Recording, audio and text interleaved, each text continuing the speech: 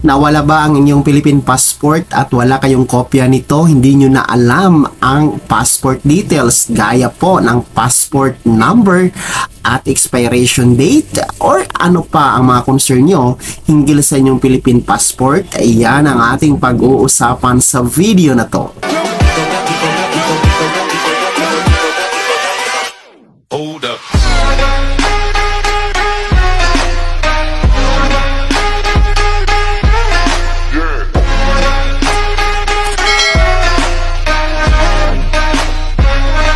Hello mga ka-vlogs, saan ka mang dako sa mundo, welcome dito sa aking YouTube channel. And kung bago ka pa lang dito and nice mo ang mga informative content na andito po sa aking YouTube channel, ay maaari nyo pong i-click ang ating subscribe button pagkatapos mo mapanood ang video na to. And you can be a member dito sa aking YouTube channel sa pamamagitan po ng pag-click ng join button na nasa baba.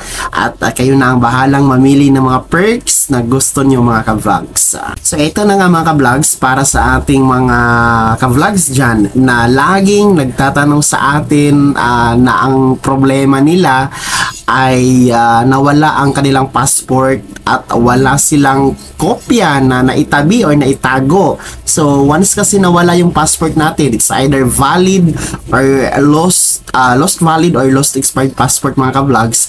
Once na i-renew po natin yan, kasi renewal po ang gagamitin natin once na nawala po yan. Pero bago tayo magre-renew at mag-set ng appointment online, kinakailangan kasi or hinihingi sa atin yung passport number, yung passport na petsa ng pagkakuha at pag-expire. So ang mangyayari ngayon, since wala tayong kopya, hindi natin alam, and kailangan din pong ilagay sa affidavit of loss yung detalye ng passport. So yun po yung kadalasan na problema ng mga ka-vlogs natin na nawala nga po ang kanilang passport at wala na silang kopya nito. So ganito po yung gagawin natin mga ka-vlogs, or gagawin nyo. Ito naman po lagi yung laging nire-reply ko sa mga katanungan nyo, sa mga komento nyo sa ating mga videos about passport, no? About lost valid or lost expired passport. So ang gagawin nyo lamang po mga ka-vlogs, first is send po kayo ng email, no? Mag-send po tayo ng email kay DFA. Ang purpose ng email na yan, para hingiin po ang detalye ng ating passport. So parang casual lang din po na email request na dear sir, ma'am, ganun po. So I would like to request the details of my passport, lost passport, since wala na po akong kopya.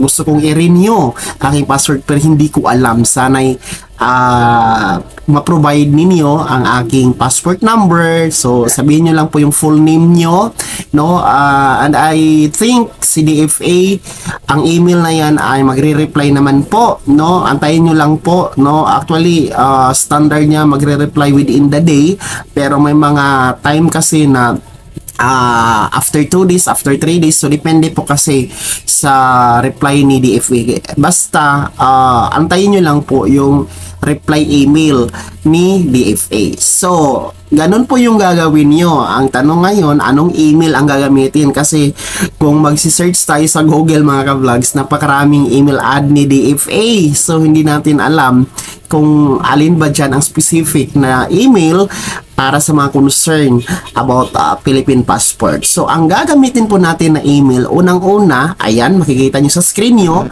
ang oka.concerns@dfa.gov.ph. So yan po yung unang email ad.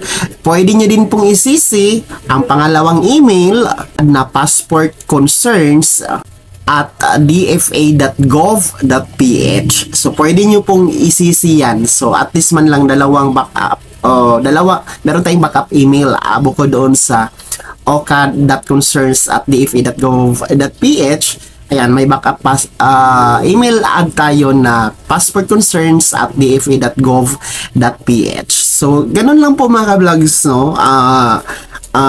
I think gumagana naman yung mga email ad na yan, and nagre-reply naman po ang mga yan. So para po sa mga nawalang passport, hindi na alam ang details ng passport. And pwede din po kayo mag-email dyan mga kablog sa doon sa mga nag-set ng appointment, nakapagbayad na pero wala pong natanggap na email verification. So pwede kayo mag-email dyan mga kablogs para ma-send sa inyo yung code, yung appointment code ninyo mga kablogs. So maraming salamat, and kahit papano nabigyan po kayo ng idea, and sana'y nakatulong po ang video na to para sa ating mga vlogs dyan about their Philippine passport concerns. Kung hindi ka pa nakasubscribe dito sa aking YouTube channel, ay maaari niyo pong i-click ang ating subscribe button na nasa baba, and huwag niyong kaligtaan na i-turn on ang notification bell, ilagay mo sa all para updated ka sa mga bagong videos na i-upload ko. And maaari mo ding i-like ang video na to. Kung meron ka pang mga katanungan, ay maaari nyo i-komento sa comment section na nasa baba. And you can follow me sa aking official Facebook page na nasa screen nyo. Muli po, ito si Daniel Timpawa na nagsasabing, kung tunay kang kaibigan, please, pautang naman dyan. Bye-bye!